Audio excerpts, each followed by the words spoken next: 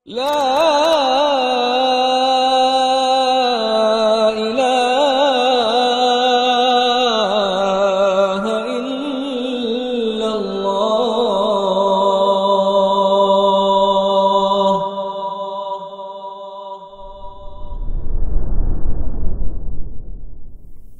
بسم الله الرحمن الرحيم. السلام عليكم ورحمة الله وبركاته. إن الحمد لله نحمده ونستعينه ونستغفره ونعوذ بالله من شرور أنفسنا وسيئات أعمالنا. من يهده الله فلا مضل له ومن يضلل فلا هادي له. أشهد أن لا إله إلا الله وحده لا شريك له وأشهد أن محمدا عبده ورسوله لا نبي بعده. يا أيها الذين آمنوا اتقوا الله حق تقاته ولا تموتن إلا وأنتم مسلمون. يا أيها الناس اتقوا ربكم الذي خلقكم من نفس واحدة وخلق منها زوجها وبث منهما رجالا كثيرا ونساء واتقوا الله الذي تساءلون به والأرحام إن الله كان عليكم رقيبا. يا أيها الذين آمنوا اتقوا الله وقولوا قولا سديدا يصلح لكم أعمالكم ويغفر لكم ذنوبكم ومن يطع الله ورسوله فقد فاز فوزا عظيما.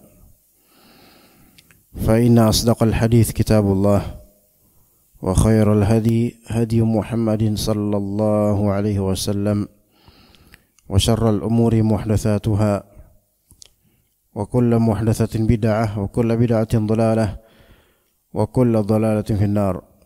أما بعد, di bab terbaru yang akan kita bahas di kitab At-Tauhid ini, bab perkataan Allah Subhanahu wa taala di surat Fussilat ayat ke-50. Wala in adzaqnahu rahmatan minna min ba'di ضراء مسته ليقولن هذا لي وما أظن الساعة قائمة ولئن رجعت إلى ربي إن لي عنده للحسنى. Kalimat atau kalam Allah di surat Fussilat ayat ke-50. وَلَئِنْ أَذَقْنَاهُ رَحْمَةً مِنَّا مِنْ بَعْدِ ضَرَّاءَ مَسَّتْهُ لَيَقُولَنَّ هَذَا لِي. Dan jika kami berikan kepadanya, kepada manusia, suatu rahmat dari kami setelah sebelumnya ditimpa kesusahan, pastilah manusia itu berkata, هَذَا لِي, ini adalah milikku, ini adalah hakku.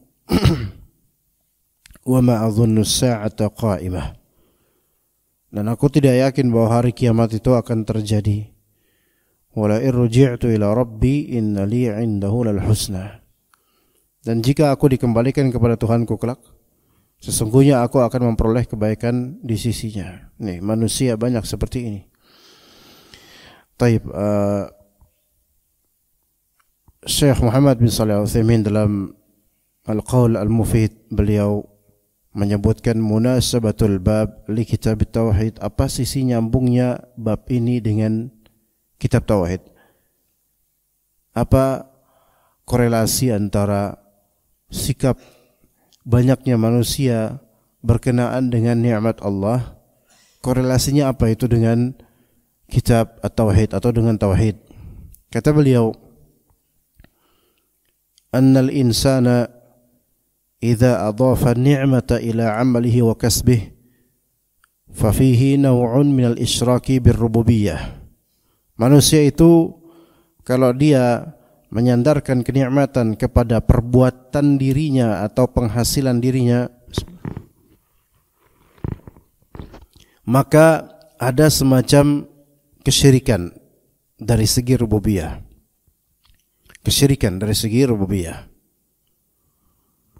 Jadi dia menyandarkan kenikmatan ini ya karena saya. Ya siapa? Saya. Dia menyandarkan pada maharahnya, kemahiran dia, menyandarkan pada perbuatan dia yang memang punya kelebihan misalnya. Maka ini ada sisi kesyirikan dari segi rububiyah. Hal ini sangat dakik dan detail sehingga kebanyakan manusia itu tidak menyadari akan sisi syiriknya hal ini. Wa idza adhafaha ila Allah lakinnahu za'ama annahu mustahiqqun lidzalik. Wa anna ma a'tahu Allah laysa mahd tafaddulin lakin li'annahu ahlun. Ini juga detail. Jadi sebelumnya manusia ketika dia mendapatkan kenikmatan, kemudian dia menisbatkan, menyandarkan kenikmatan tersebut kepada keunggulan perbuatan dirinya, kepada kedahsyatan penghasilan atau kemampuan dirinya. Ini syirik. Ada sisi naw' min asy-syirik, semacam syirik pada dirinya. Ya, dari segi rububiyah seolah-olah memang dirinya lah yang mengatur nikmat ini. Oke, itu satu sisi. Ada sisi lain yang kadang juga yang seringkali manusia juga tidak paham, tidak sadar bahwa ini sisi lain ini berbahaya juga. Wa idza adhafaha ila Allah. Kalau misalnya manusia ya menisbatkan nikmat ini pada Allah, betul. Ini dari Allah. Saya tahu ini dari Allah. Lakinnahu za'ama annahu mustahiqqun lidzalik. Tetapi dia menyangka bahwasanya dirinya ini memang berhak mendapatkannya. Saya berhak mendapatkan ini. Wa anna ma a'tahu Allahu laisa mahdha tafaddulin. Bahwasanya apa yang Allah kasih kepada dirinya dari kenikmatan ini itu bukan murni tafaddul, takarrum dari Allah, bukan murni betul-betul kebaikan dari Allah. Lakin li'annahu ahlun. Tetapi dia mengatakan, ya karena saya berhak kok dapat ini. Ya karena saya berhak dapat ini. Ya betul, ini menisbatkan nikmat pada Allah, betul. Tetapi tidak menganggap bahwasanya ini tuh takarrum, tafaddul dari Allah. Ini adalah betul-betul kemuliaan, pemuliaan dan juga bukan pemuliaan, afwan, salah. Bahwasanya ini adalah bentuk pemurahan dari Allah Azza wa Jalla. Melainkan tetap meninggikan dirinya bahwasanya I deserve that. Saya berhak mendapatkan ini. Fa fihi naw'un min at-ta'alli wa at-tarafu' fi janibil 'ubudiyah. Maka di konteks yang kedua ini ada sisi ta'alli, menganggap diri itu tinggi, dan tarafu', mengangkat diri dari segi ubudiyah, penghambaan diri pada Allah. Harusnya hamba ini tuh ngerti posisi dirinya. Pada hakikatnya nikmat ini kalau kita bandingkan dengan seberapa diri kita sebenarnya, kita nggak berhak mendapatkan nikmat ini. Nggak berhak mendapatkan nikmat ini sebenarnya. Nggak berhaknya dari siapa? Dari segi kita lihat diri kita. Ya, nggak seberapa ibadah kita. Bahkan ibadah kita seunggul apapun, setinggi apapun, seletih apapun, dibandingkan dengan nikmat Allah kepada kita, itu masih lebih tinggi nikmat Allah pada kita. Ya. Jadi persembahan kita dibandingkan dengan pemuliaan atau pemberian Allah, maka pemberian Allah ini lebih tinggi dibandingkan apa yang kita lakukan dari persembahan ini, gitu. Oke, jadi ada dua hal yang harus kita selalu ingat ketika dapat nikmat apapun itu. Seseorang ketika dia dapat nikmat ilmu, memiliki kecerdasan atau memiliki ilmu yang banyak, maka sisi rububiyah dia harus nisbatkan semua ini memang dari Allah Azza wa Jalla. Sisi ubudiyah setelah dia menisbatkan ini dari Allah Azza wa Jalla, sisi ubudiyah, dia jangan merasa dirinya itu memang berhak dapat ilmu segini. Sebenarnya ya dia itu enggak berhak mendapat ini saking ceteknya dirinya. Tapi karena Allah itu yang memang memberinya total. Takarrum dan tafaddul. Tafaddul gini loh, ada istilahnya tafaddul, ini saya jelaskan. Tafaddul begini Pak. Gini, ini namanya tafaddul nih. Nih contohnya begini. Tafaddul atau takarrum, misal antum jualan, misal jualan martabak terang bulan atau martabak telur, ya. Harga berapa? Yang spesial mungkin aja 30 atau mungkin 35, oke. Kemudian ada orang datang. Nah, konsumen ini datang nih. Pesan apa, Pak? Martabak telur 3 telur gitu misalnya. Oke. Ya, berapa, Bang? Dia nanya berapa harganya? 3. Ada kita jawab 35. Ya, oke. Kita bikin kan? Kita bikin selesai jadi satu bungkus dah. Ini Pak, 35.000. Dia ngasihnya 50 juta. Nih 50 juta buat segepok duit, 50 juta buat antum. Bapak, maaf, ini 50 juta. Enggak 35.000 Pak, salah. Ini berapa ini Pak? Banyak banget duit 100.000. Enggak, yang itu buat antum gitu atau apa? Pak, saya cuman ini martabak telur, Pak. 35.000. Antum kok ngasih 50 juta? Nah, antum mau enggak kisah ini terjadi pada hidup antum? Hah? Kalau mau berarti antum tukang martabak, ya. Nah, kira-kira ini jual beli bukan? Ini enggak jual beli namanya. Enggak ada jual beli. Ini ya unbelievable, enggak bisa dipercaya ada seperti ini. Kita ngasih dia martabak telur, dia yang pesen, dia yang nyuruh kita bikinin martabak telur, kita bikinin martabak telur. Udah, ya sok tinggal bayar 35.000, dia malah bayar 50 juta. Ya. Kira-kira kita terima enggak tuh? Terima. Pas kita terima kasih enggak sama dia? Bukan terima kasih lagi. Udah enggak tahu mau ngapain. Nah, kalau kita terima kasih, kira-kira setelah dapat 50 juta sama orang-orang, "Wih, duit banyak banget." Gua kaya. Kira-kira gimana? Konyol enggak? Belagu enggak? Padahal dia deserve enggak? Berhak enggak dapat 50 juta? Enggak berhak. Udah gitu martabak telurnya enggak enak lagi. Gitu. Makanya enggak laku. Ini orang mungkin karena kasihan sama kita kasih 50 juta. Saya 50 juta. Sebelum orang yang ngasih 50 juta itu pergi, kita minta nomor HP-nya. Siapa tahu kita nanti pas butuh minta lagi. Ngeselin kan? Ngeselin, ya. Ya kita, Pak minta nomor WA Pak. Ya, oke ini nomor saya. Oke. Pak maaf Pak, nanti kalau saya butuh apa-apa boleh ya Pak saya WhatsApp nih. Mulai kurang ajar nih kan, mulai nggak enak nih kan. Oke, nggak apa-apa ya udah nggak apa-apa. Kita butuh minta lagi, Pak maaf Pak boleh nggak sedekah Pak sedikit aja Pak, nggak usah 50 juta, 20 juta aja Pak gitu.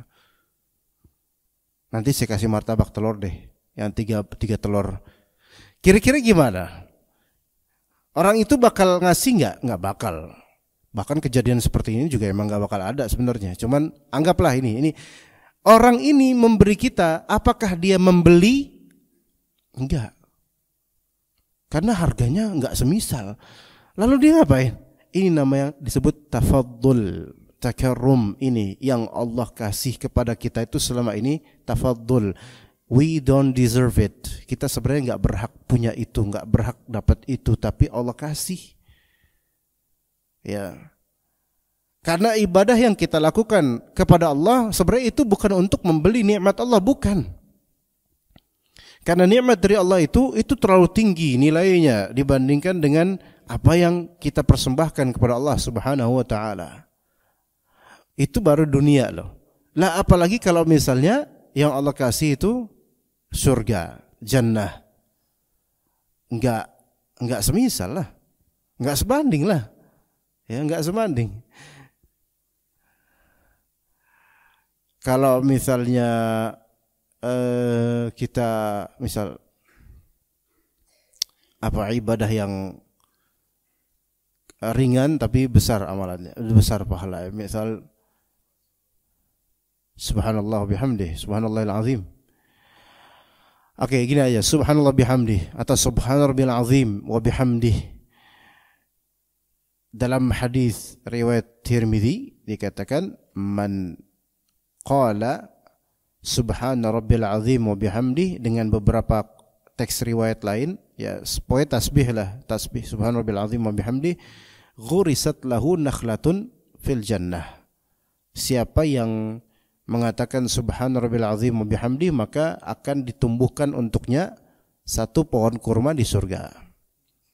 Berarti dia udah dapat kaflingan di blok tertentu di surga. Oke? Padahal dia cuma bicara apa? Subhana rabbil azim wa bihamdih, selesai. Dia dapat kaflingan di surga. Pohon korma surga ya beda sama pohon korma dunia, bumi. Luasnya beda, buahnya bentuknya beda. Karena kata Allah, kullama ruziqu minha min thamaratin rizqan qalu hadzal ladzi ruziqna min qabl. Setiap orang surgawi itu diberikan rezeki berupa buah, ya, mereka akan bilang, ini kan udah pernah kita direzekikan di dunia dari segi nama, wa utubihi mutasyabiha. Mereka diberikan buah itu mutasyabih, serupa namanya dengan apa yang mereka kenal namanya di dunia, tapi bentuknya itu beda. Serupa namanya doang, bentuknya yang beda. Ya.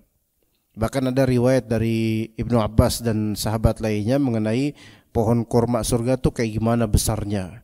Kalau tidak salah buahnya aja itu sebesar ember, kalau nggak salah itu. Ini riwayat dari sahabat ya, bukan hadis Nabi.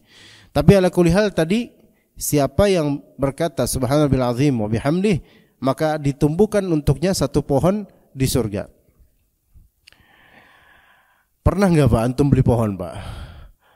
Beli pohon bonsai atau tanaman bonsai atau pohon beli deh misalnya, berapa ratus ribu itu, dan membutuhkan space. Dan ini pohon surgawi yang besar, yang indah.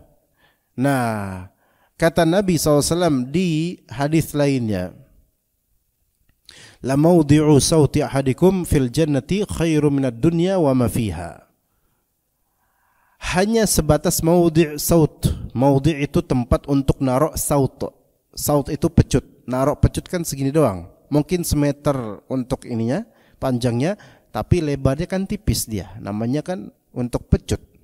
Tempat pecut, satu tempat pecut, satu mawdi', satu tempat pecut kamu dapatkan di surga, itu lebih baik daripada dunia dan seisinya. Artinya antum bilang subhan rabbil azim wa bihamdi, sekali antum dapat beberapa lokasi, beberapa spot yang itu pohon, dan itu dibandingkan tempat pecut berapa banyak? Coba dinalarin. Kira-kira ini apakah barter amal dengan ganjarannya? Kira-kira ini deserve gak? Berhak gak kira-kira? Sebanding gak? Wallahi tidak sama sekali. Tapi sebagai takarum dan tafaddul dari Allah, Allah kasih buat kamu. Walaupun cuman subhanallah azim wa bihamdihi, segini dikasihnya, lebih baik daripada dunia dan seisinya. Tuh. Selama ini kan kita mungkin fahamnya, tahunya di antara amalan yang lebih baik dari dunia dan seisinya adalah yaitu salat qabliyah subuh. 2 rakaat ringan. Rasulullah aja melakukannya ringan. Makanya kata Syekh Utsaimin, orang yang melakukan salat 2 rakaat qabliyah subuh dengan bacaan panjang, maka dia menyelisihi sunnah, karena sunnahnya adalah dia ringan salatnya. Beda dengan tahiyatul masjid, kalau imam mau tahiyatul masjid. Itu ringan, dapat lebih baik daripada dunia dan seisinya. Sebanding enggak itu 2 rakaat itu kita lakukan dengan mudahnya dibandingkan dengan dunia dan seisinya? Enggak sebanding, Pak. Memiliki dunia dan seisinya, nikmat dunia dan seisinya. Kita jalan dari satu tempat ke tempat lain aja membutuhkan belasan jam kadang-kadang. Ya, ini namanya tafaddul. Kalau misalnya dikasih dalam jual beli, dikasih oleh pembeli kelebihan yang sedikit karena nggak ada kembalian atau nggak mau pakai receh, ya. Misalnya harga barang berapa? 17.000. Terus dia punya uang 20.000, udah ada 30.000, nggak usah kembalian Pak gitu. Antum naik gokar berapa? 49.000. Oh ya udah nih 50.000. 1.000 kan sisanya kan? Kira-kira ini tafadhul atau memang ya emang saya nggak mau kembali 1.000 sih, buat apa sih sekarang permen paling dapat 2 gitu kan. Dah ada Pak, nggak usah kembali 1.000. Wah makasih Pak, ya Allah Bapak baik banget, ya Allah ini nggak sebanding dengan apa yang saya. Apaan sih, kan nggak enak kan gitu. Ini bukan tafadhul. Bahkan kalau 50.000 ini harganya 49, kita kasih 55.000, tafadhul bukan? Enggak, biasa aja 5.000 doang gitu kan. Tapi kalau sampai berapa Pak? 49. Kasih nih Pak. 5 juta kunci mobil Pajero. Pegang aja nanti balikin. Bisa dikasih kunci mobil Pajero, udah semua udah saya ini buat Bapak. Percaya enggak dia? Enggak percaya. Enggak apa-apaan sih, bercanda aja. Udah Pak 50.000 nih Pak, saya kembaliin 1.000. Enggak. Buat antum semua itu. Ya. Jangan Pak lah. Enggak percaya dia. Kalau itu terjadi, ini yang namanya tafadhul. Lebih banget, jauh lebih. Enggak berhak dia dapat itu tapi dikasih. Nah, kita selama ini banyak hal yang tidak kita minta kepada Allah tapi Allah kasih dari nikmat. Dan apa yang kita minta pada Allah sebagiannya dikasih segera, sebagian ditunda, baik ditunda di dunia kelak atau ditunda untuk akhirat, persimpanan di akhirat.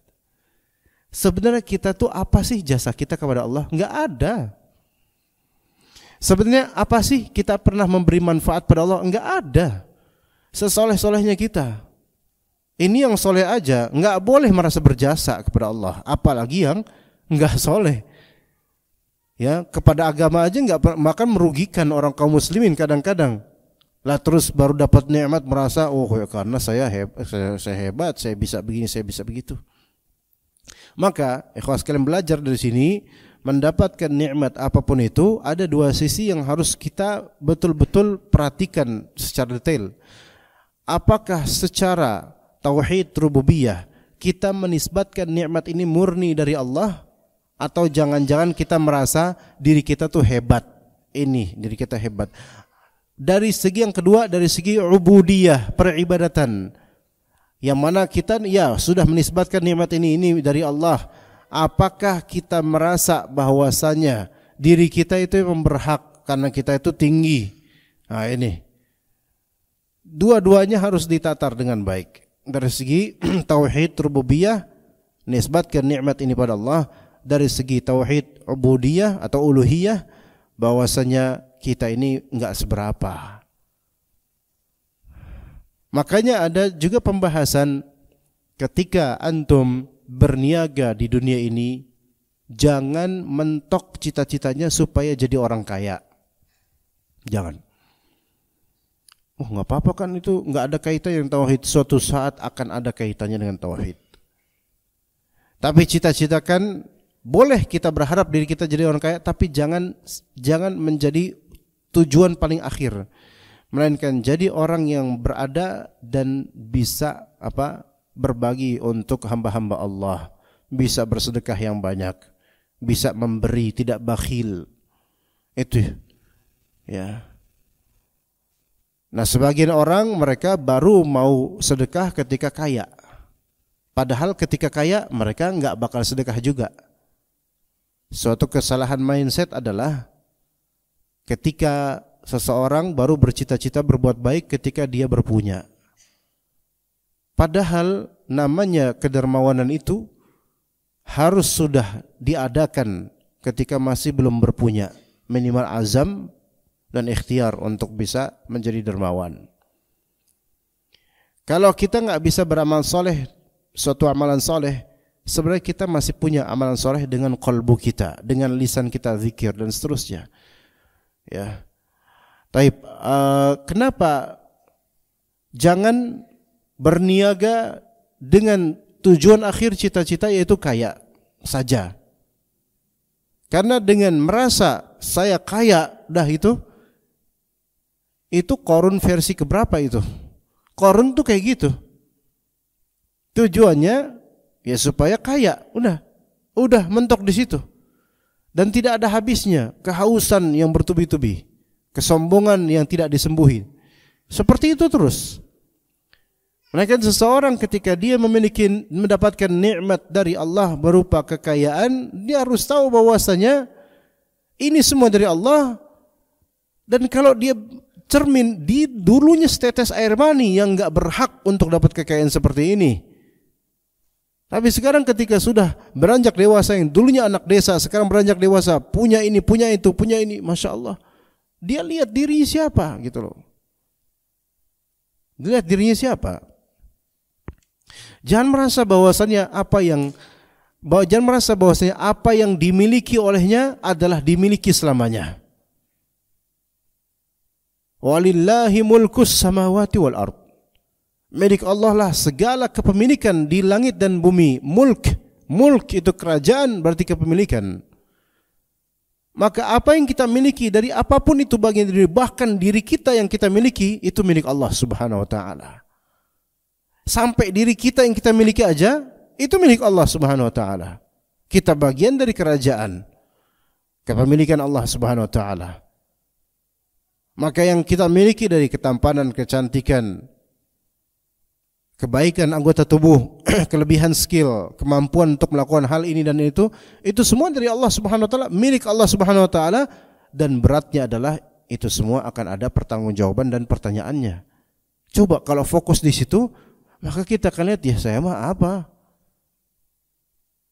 Walaupun di sisi lain kita harus mengakui bahwasanya ini kelebihan dari Allah, ya kita syukuri itu. Jangan kita katakan aku mah apa tuh, aku nggak bisa apa-apa, aku nggak ngerti apa. Jangan gitu juga. Melainkan gunakan nikmat dari Allah Azza wa Jalla ini untuk kebaikan. Maka dikatakan Allah Ta'ala berkata dalam ayat, wala in adzaqnahu, ketika kami adzaqnahu rahmatan minna, ketika kami adzaqnahu rahmatan minna. Adzaqa yudhiqu itu artinya gini ya, kalau di bahasa Indonesia itu enggak bisa dengan baik ya. Kalau diterjemahkan, dan jika kami berikan kepadanya suatu rahmat dari kami. Ini terjemahan yang udah paling bagus, tetapi tidak sampai ke makna sebenarnya, enggak sampai. Ini terjemahan udah paling bagus ini, depak nih. Paling simpel, paling mudah dipahami. Dan jika kami berikan kepadanya suatu rahmat dari kami. Nah itu kalimat terjemahan udah paling simpel, paling mudah dipahami, tapi belum menyentuh core dari ayat ini. Karena adzaqnahu, adzaqa yudhiqu, awal katanya itu dari kata dzauq. Dzauq itu adalah rasa kecapan di lisan. Dzauq, atau rasa yang masuk ke dalam kalbu, ke sanubari, itu dzauq. Wala in adzaqnahu rahmatan minna, ketika kami berikan dia suatu rahmat yang dia kecapi di hatinya, gitu maksudnya. Jadi rahmat tersebut terasa.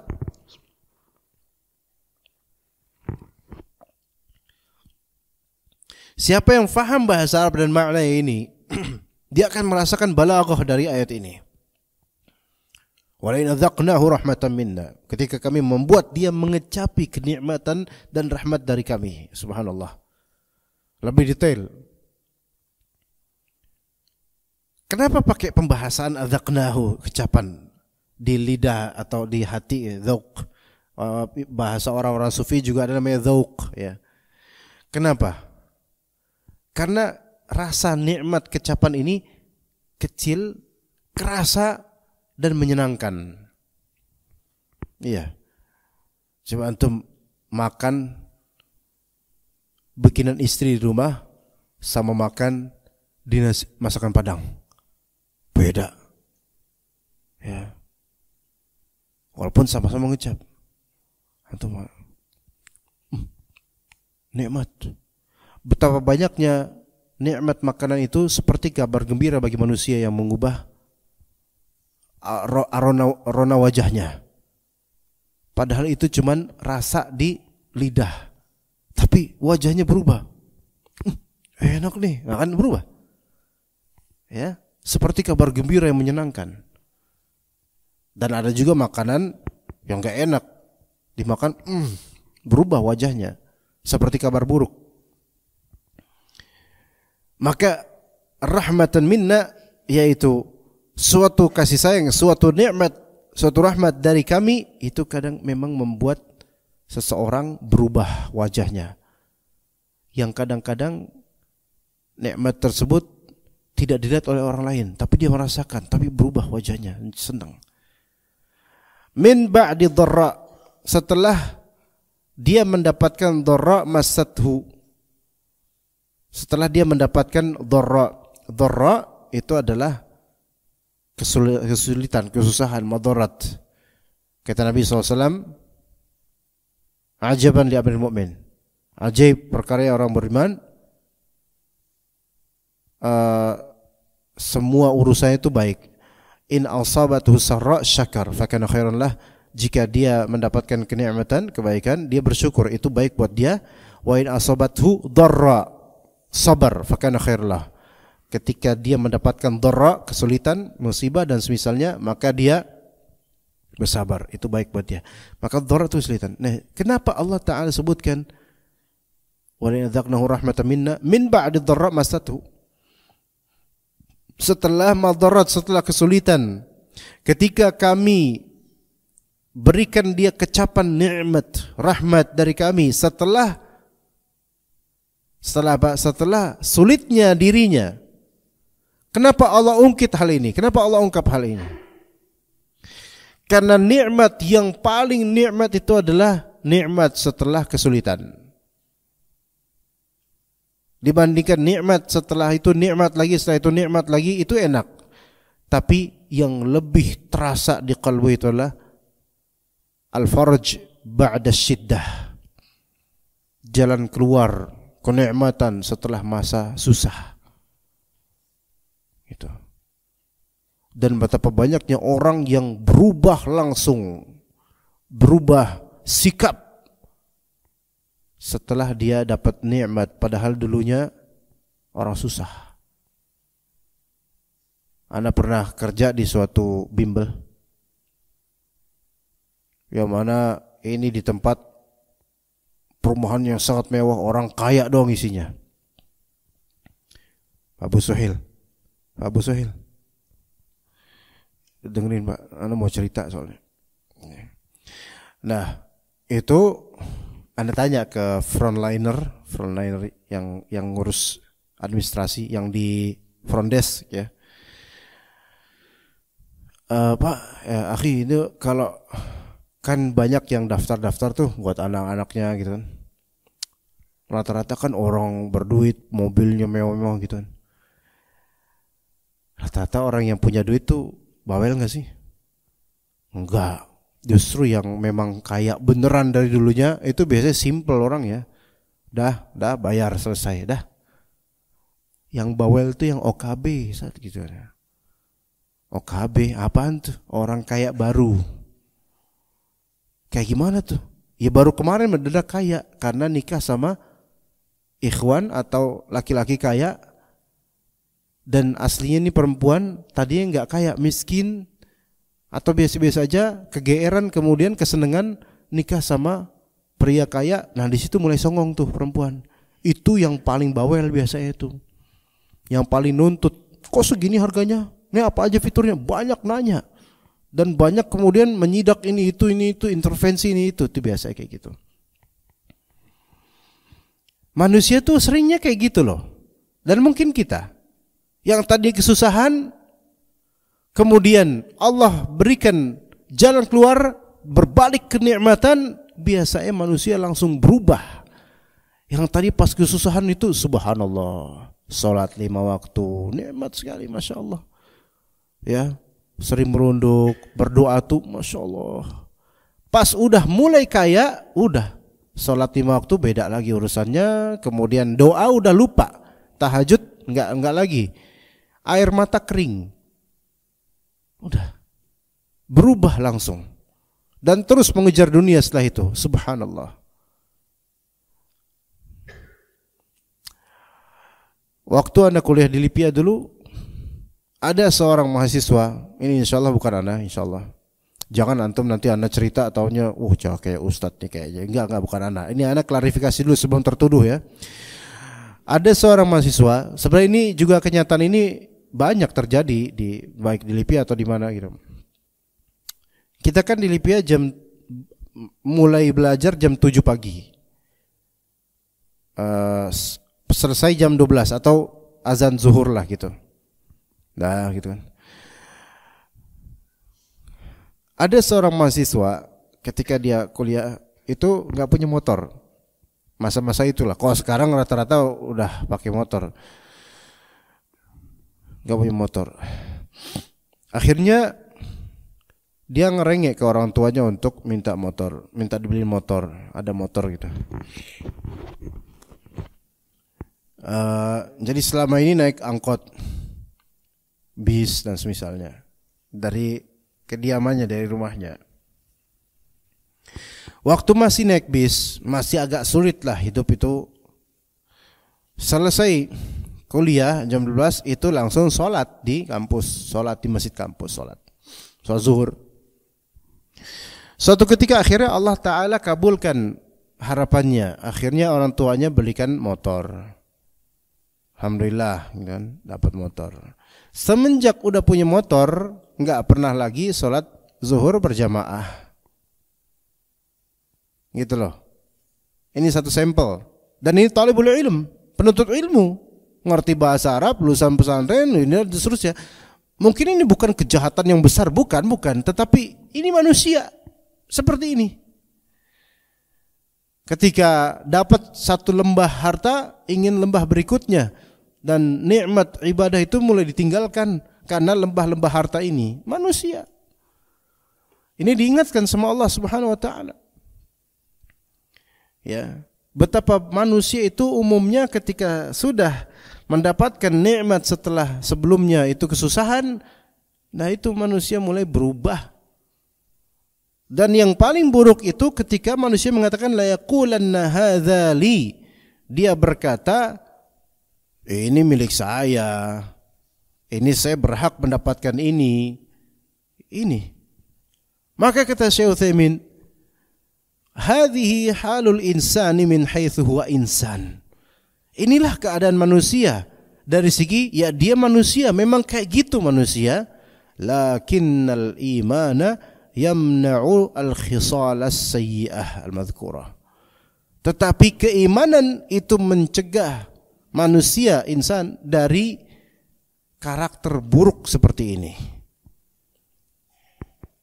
Maksudnya adalah watak asli manusia itu ketika dia dapat nikmat, dia merasa dirinya berhak mendapatkan itu dan tidak menisbatkannya pada Allah, tidak bersyukur. Itu manusia tuh karakter. Innal insana la zalumun kafar. Manusia itu sering berbuat zalim dan sering kufur nikmat.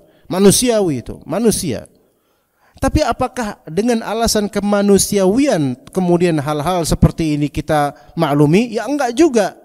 Tapi hal yang bisa mencegah ini cuma satu, iman. Ya. Asalnya manusia itu kemaruk, sering berbuat zalim, sering kufur, tapi mencegah dari itu semua iman. Tapi ada Ustaz orang kafir kayak gitu, enggak, itu tetap enggak beriman dan mereka melakukan hal itu hanya polesan semata, enggak percaya kita. Karena hanya iman yang benar yang membuat seseorang itu betul-betul benar manhajnya dalam menghadapi nikmat dari Allah Azza wa Jalla. Iman bahwa saya nikmat ini dari Allah dan bahwa saya bukan apa-apa, bahkan saya asli enggak berhak mendapatkan seperti ini karena saya pun ibadahnya masih kurang. Pun kalau ibadah saya full pun itu tidak sesuai dengan apa yang Allah Ta'ala berikan. Sepadan enggak, yang Allah berikan itu jauh lebih baik daripada apa yang saya persembahkan. Pun saya persembahkan bukan dalam rangka saya memberi nikmat pada Allah, karena Allah tidak butuh dengan diri saya. Saya yang selalu butuh pada Allah. Tidaklah ada yang mengatakan seperti ini kecuali dia beriman. Jadi akhlak buruk terhadap Allah Azza wa Jalla itu pencegahannya cuma iman.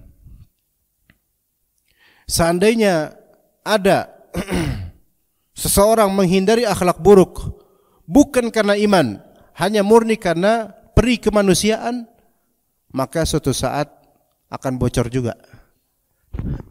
Akan gak tahan juga menahan itu. Tetap aja akan keluar akhlak buruk itu. Dan selama ini menahan diri dari akhlak buruk tersebut gak dapat pahala, karena hanya atas dasar peri kemanusiaan saja. Ya. Ketika seseorang berusaha tidak jadi maling, padahal dia butuh sekali, saya nggak mau jadi maling. Motivasi atau pendorong supaya dia tidak menyolong itu kan ada beberapa kemungkinan. Saya nggak mau menyolong karena kalau saya nyolong, ntar saya digebukin kalau ketahuan. Apakah ini iman? Bukan. Ini karena takut pada manusia. Ya, ntar kalau misalnya saya nyolong, saya pamali. Apa kira iman? Belum tentu juga. Karena intinya saya nggak nyolong supaya saya nggak rugi ke depannya. Ini tetap aja karena dirinya kemanusiawian, primanusiaan. Kalau dibilang saya nggak nyolong karena Allah melihat saya, oh ini baru. Ini pencegah yang sebenar-benar pencegah. Ini pencegah yang suatu saat kalaupun nanti terjerumus, dia akan kembali ke Allah. Gitu Pak. Bagaimana kok bisa gitu? Ya, seseorang namanya manusia kan kata Nabi SAW, setiap anak Adam sering berbuat salah. Walaupun beriman. Sering berbuat salah. Nah, kenapa kata Nabi SAW, wa khairul khata'ina tawabun, sebaik-baik orang yang sering bersalah adalah yang sering bertaubat. Karena orang ini ketika dia mau bersalah, dia ngerti siapa itu Allah. Dia ingat Allah, dicegah, imannya mencegahnya. Imannya mencegah dia, dan itu sebaik-baik pencegah. Namun pada saatnya namanya manusia ada aja kegoda. Bahkan melakukan lagi. Tapi ketika dulu pencegahnya adalah iman dia kepada Allah, dan dia masih terus ingat Allah, dia tetap malu sama Allah walaupun dia melakukan itu. Dan orang yang masih malu sama Allah walaupun dia salah, suatu saat akan kembali ke Allah. Karena orang yang malu kepada Allah dia tahu jalan kembali. Dan orang yang enggak kenal Allah, enggak malu sama Allah, dia enggak tahu kemana harus dikembali. Ya. Dia akan kembali ke Allah, merujuk ke Allah, istighfar ke Allah. Maka ini sebaik-baik orang. Khairul khata'ina tawabun, sebaik-baik orang yang sering berbuat salah, yang sering kembali kepada Allah. Dan tidak bisa seorang sering kembali kepada Allah kecuali dia punya iman yang sering mencegahnya untuk berbuat buruk. Walaupun bocor-bocor juga kan. Ya semua orang kayak gitu, semua orang ya salah-salah juga, bocor-bocor juga, semua dari kita. Bahkan sering, karena kata Nabi khata ya sering berbuat salah. Enggak jarang, sering. Bohong kalau misalnya kita bilang saya enggak, saya jarang saya berbuat salah. Iya. Antum berarti bukan orang antum. Bukan orang. Lah terus apa? Ya mungkin kambing kan jarang salah. Ya kan? Gitu, sering salah. Semua orang sering salah dan dia punya iman, dan ketika dia bersalah pun imannya itu membuat, walaupun belum bisa mencegah, tapi imannya itu membuat dia tuh malu. Sehingga malu dilihat orang, malu gitu. Itu yang sering taubat itu. Akan terus merasa malu, bertumpuk rasa enggak enakan sama Allah, bertumpuk lama-lama ya malu juga, taubat. Begitu. Maka orang yang tahu malu itu orang yang akan mudah kembali insyaallah. Tapi kalau orang itu enggak tahu malu, merasa ini punya saya, merasa ini milik saya, merasa saya berhak, ini susah baliknya. Karena takabur. Karena merasa ini punya saya berhak semuanya. Saya berhak semua ini. Baik ketika dia dapat nikmat, dia harus betul-betul merasa bahwa ini semua dari Allah, atau dia mendapatkan nikmah, yaitu musibah dan kesusahan. Dia harus tahu bahwasanya dirinya bahkan sebenarnya lebih berhak, lebih buruk daripada itu. Karena maksiatnya, karena dosanya. Maka ketika antum misalnya dapat musibah, baik pure musibah atau musibah berbentuk orang menzalimi antum, Ketahuilah bahwasanya antum boleh jadi lebih berhak dapat lebih buruk daripada itu, walaupun orang-orang itu tidak berhak menzalimi antum. Jadi bedakan ini. Dari segi kauniyah, ya, ketika kita dapat musibah nih, dapat kesulitan atau dizalimi orang, dari segi kauniyah kita sebenarnya lebih berhak, lebih buruk daripada ini musibahnya, saking jeleknya diri kita dan kurangnya diri kita. Dari segi apa? Kauniyah. Tapi dari segi syar'iyah, ya, orang yang menzalimi kita itu tidak berhak menzalimi kita karena enggak ada zalim yang hak. Faham enggak jemaah? Nih, saya kasih contoh. Rumah disantronin maling, misal, naudzubillah min dzalik ya. Ingin contoh aja, rumah disantronin maling. Rugi 10 juta. Oke? Dari segi takdir kauni, sebenarnya kita ini dari dosa-dosa kita lebih berhak, lebih rugi daripada itu. Faham enggak maksudnya? Dari segi kita itu sering berbuat dosa, melalaikan beragam kewajiban dan seterusnya. Seharusnya hukuman dari Allah itu lebih banyak harusnya daripada ini, gitu. Faham enggak? Dari segi kauniyah gitu. Dari segi ketakdiran. Tapi dari segi pelanggaran syariat, apakah maling ini berhak untuk merampas 10 juta kita? Enggak juga gitu loh. Paham gak sih? Sekarang kita fokusnya di mana ketika kita kena musibah itu? Siapa yang fokus di yang kedua, kesalahan orang, maka dia enggak introspeksi diri, merasa dirinya itu berhak lebih dan seterusnya. Ini detail loh, ini apa ya? Gimana menjelaskannya itu harus detail sampai paham ke hati jemaah. Ya, ketika kita dirugikan orang, fokus kita itu jangan cuman kita nuntut orang. Tapi fokus kita, saya sebenarnya harusnya lebih rugi daripada ini karena dosa-dosa saya. Sehingga fokusnya apa? Taubat, kembali ke Allah. Memperkencang ibadahnya, memperdalam ibadahnya. Kalau seseorang mensolving problem dirinya seperti ini, dia merasa, ya Allah, alhamdulillah ya Allah, Engkau menguji saya di ujian yang sebenarnya saya lebih berhak, lebih buruk lagi daripada ini, tapi Engkau memberi saya dengan ujian yang seperti ini, hanya seperti ini ya Allah, alhamdulillah ya Allah, terima kasih. Tidak lebih dari ini ya Allah, jangan lebih dari ini ya Allah. Barang siapa yang fokus di sini dan dia tidak begitu memperbanyak fokus di orang yang zalim itu, maka Allah akan menggantinya dengan yang lebih afdal. Mungkin ini tolong dipahami, ini kehidupan kita. Hidup itu entah kita menzalimi orang kadang-kadang atau orang menzalimi kita.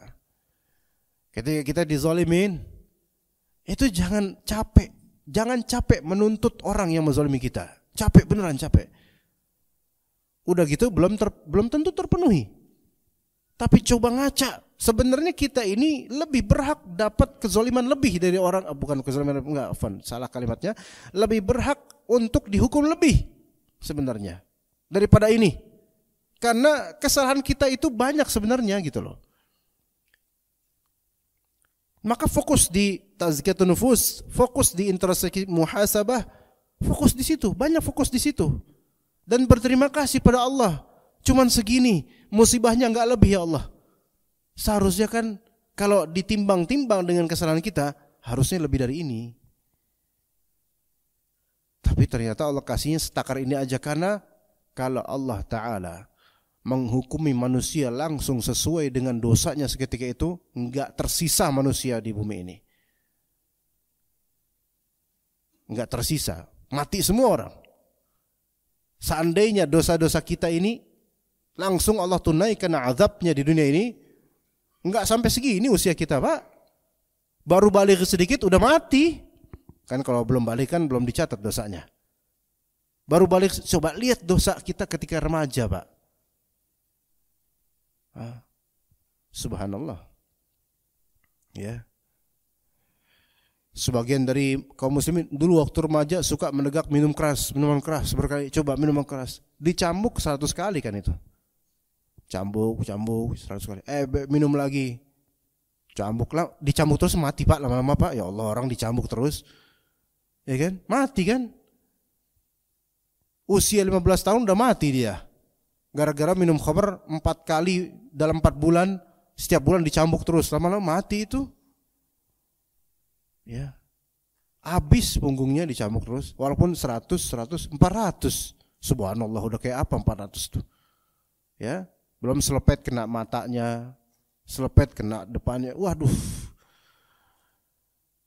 Asli lebih berat daripada itu. Tapi coba kita lihat dosa-dosa kita yang hanya Allah yang tahu, yang Allah tutupi. Kalau Allah hukum itu dari dulu, nggak ada nafas sudah kita, cepat matinya itu. Makanya kalau kita itu dapat musibah, jangan merasa bahwasanya saya nggak berhak mendapatkan musibah ini. Ya Allah, subhanallah, antum tuh siapa? Ya. Kalau kita dizalimin orang, betul menzalimi orang itu nggak boleh. Dia zalimin kita itu, dia nggak berhak menzalimi saya. Tapi Anda dihukum oleh Allah dengan dizalimi oleh orang ini, Anda berhak, bahkan lebih berhak, sebenarnya lebih dari itu harusnya. Cuman karena Allah ini, Allah latif, maha lembut dan merahmati, masih memberikan kita kesempatan. Maka kalau kita dapat musibah, jangan merasa paling dizolimin, jangan merasa nggak berhak diberi musibah, jangan rasa gitu. Berhak. Apapun musibah itu, apapun itu, sepahit apapun itu, berhak. Memang orang nggak berhak menzalimi kita, namanya zalim nggak pernah menjadi hak. Tetapi kita dari segi kita ke Allahnya, ya Allah, apa yang Kau berikan dari kesulitan ini, itu sudah yang terbaik buat saya. Bahkan sebenarnya betapa adanya musibah itu sebagai obat buat manusia. Ujian sebagai obat dari penyakit manusia yang enggak bakal dia taubat kecuali dikasih obat dulu nih. Dikasih musibah nih, baru dia ngerti. Iya. Mahasiswa penuntut ilmu rata-rata itu ketika di tengah semester enggak ngerti kalau mereka tuh belajar harusnya. Baru mereka ngerti, baru mereka ngeh, baru mereka eling bahwa saya dirinya itu pelajar ketika mau ujian. Oh iya ya, saya kan siswa, dikira dosen apa selama ini? Saya kan belajar harusnya. Akhirnya mulai sadar belajar. Gitu. Seperti juga kita. Ketika hidup itu flat aja, enak aja, nggak nyadar dia itu manusia, nggak nyadar dia. Allah kasih aja musibah. Supaya apa? Supaya nyadar ente itu manusia, hamba Allah, tugasnya buat ibadah. Selama ini gak ibadah, kasih musibah. Maka betapa musibah itu adalah efek dari kasih sayang Allah. Kata Nabi SAW, Inna Allah idha ahabba qawman ibtalahum. Sesungguhnya Allah Ta'ala ketika mencintai suatu kaum, maka Allah Ta'ala akan memberi ujian pada mereka. Ya.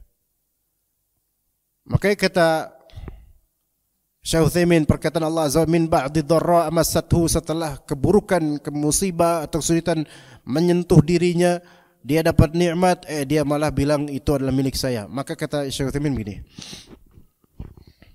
annahu lam yadhuq rahmata min awali amrihi. Manusia ini tidak mengecap nikmat atau rahmat dari awalnya, enggak mengecap. Bal usiba bidharra, melainkan didahului dengan mendapatkan musibah dulu. Kal faqr, seperti kefakiran, kemiskinan, wa faqdil aulad, seperti kehilangan anak-anak dan selainnya. Itu masa-masa berat, syiddah, masa-masa sulit. Kemiskinan sulit, kehilangan anak sulit, kehilangan kerabat sulit, masa-masa sulit. Namun thumma adzaqahu min ba'di dzalika ar-rahmah hatta yuhissa biha. Kemudian setelah dia di masa-masa sulit itu, Allah ganti dengan apa? Allah berikan dia kecapan rahmat, kasih sayang, nikmat, sampai dia merasakannya. Wa takunu ladzatuha was-surur biha a'dham mithla dha'iq lit-ta'ami ba'da al-ju'. Maka orang seperti ini, kelezatan rahmat dan nikmat Allah dan kegembiraannya itu lebih besar. Karena nikmat setelah sulit itu lebih nikmat daripada nikmat setelah nikmat. Kadang nikmat setelah nikmat itu baal. Kadang nikmat setelah nikmat itu enggak kekecap lagi rasanya. Ya. Ibaratnya kalau misalnya ada pergantian yang berbeda sekali konteksnya, itu membuat kerasa. Antum Cilangkap jalan terus akhirnya Bantar Gebang, rasanya beda nggak Pak? Beda lah. Kenapa? Kok bau? Nah kan gitu. Tapi orang di Bantar Gebang sendiri, ente kok betah sih di sini? Kenapa emangnya? Bau loh. Enggak, saya nggak nyium apa-apa. Ya karena gitu-gitu terus, udah baal, udah ya gitu udah. Jadi selama orang tuh flat, hidup tuh enak-enak aja, itu rata-rata nggak ngerasa kalau nikmat selama ini tuh bertubi-tubi buat dia. Bahkan dalam masa musibah pun begitu. Orang tiap hari kena musibah misalnya, dia apes tiap hari, apes terus. Itu apes udah jadi lalapan buat dia. Sampai nggak kerasa itu dia dapat musibah itu. Orang pada nangis ngeliat dia, Allah kesian banget tuh orang. Tapi saya nggak ngerasa apa-apa, saking tiap hari apes. Tapi ketika dia kena musibah, tiba-tiba Allah berikan jalan keluar nikmat. Itu seperti kata Syekh, seperti orang yang makan setelah lapar banget, nikmatnya luar biasa. Oke, kata Nabi SAW, lis-saimi farhatan. Untuk orang yang berpuasa ada dua kegembiraan. Salah satunya apa? Farhatun inda fitrih, yaitu dia gembira ketika iftar, buka.